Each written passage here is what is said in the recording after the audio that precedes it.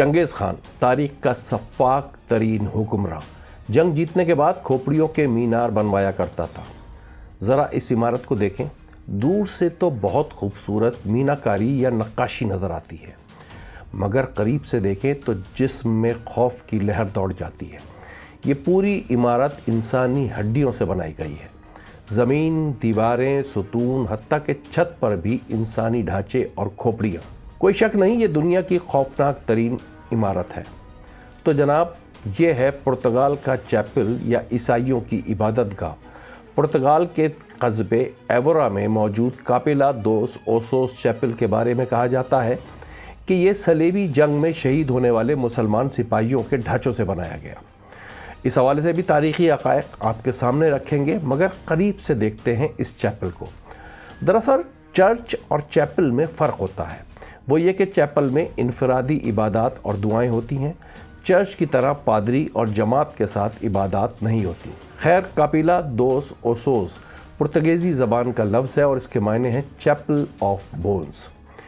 یہ Chappell church of Francis کے برابر بنا ہوا ہے اور انسائکلوپیڈیا بریٹینیکا کے مطابق کاپیلا دوس اوسوس 16ویں صدی میں تعمیر کیا گیا۔ اس کی تعمیر میں 5000 انسانی ڈھانچے استعمال کیے گئے۔ پرتگال میں اسے مومنٹو موری یعنی آرٹ آف ڈیتھ کے نام سے پکارا جاتا ہے۔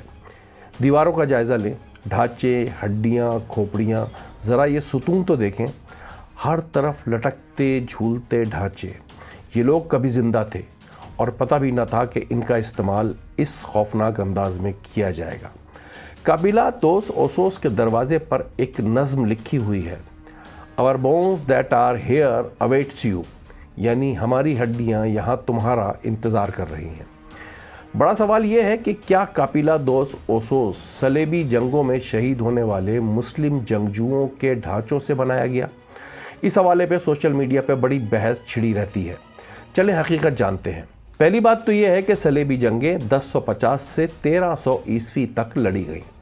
عظیم سالار صلاح الدین ایوبی نے 1187 میں یروشلم یعنی بیت المقدس فتح کیا، اور جناب یہ عمارت 16ویں صدی میں تعمیر ہوئی ہے۔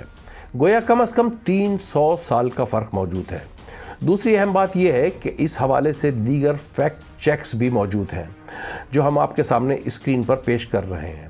تو پھر کاپیلا دوس اوسوس بنا کیسے؟ تو چلتے ہیں تاریخ کے سفر پر۔ 5 سے 15ویں صدی تک یورپ پر چرچ کا خوفناک راج تھا۔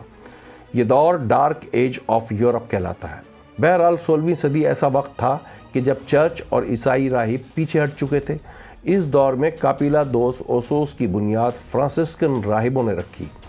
در حقیقت یہ قصبہ یعنی ایورا قبرستانوں کے لیے مخصوص تھا۔